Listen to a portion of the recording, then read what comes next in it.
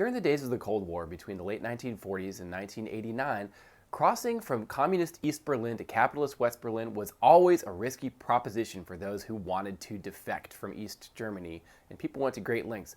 For example, here's a picture of a father dropping his 4-year-old son out of the 4th-story window into the waiting arms of people holding a net in capitalist West Berlin.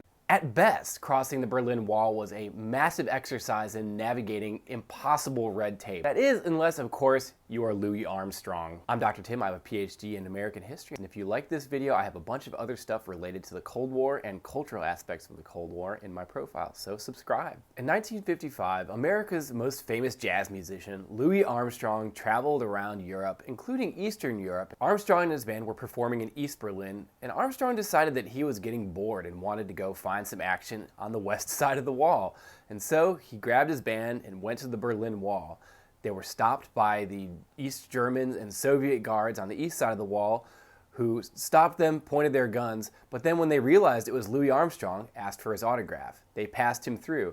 Then, when he got to the American side, the American soldiers pointed their guns at Armstrong, and then they said, wait, it's Louis Armstrong. And they asked Louis Armstrong for his autograph, and he breezed right through that side as well.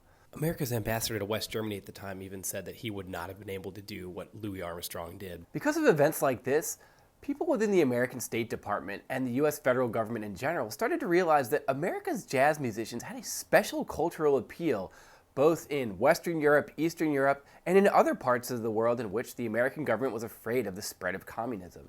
And they decided to start to greenlight cultural programs that would spread jazz musicians around the world and try to catch converts to the American way of life.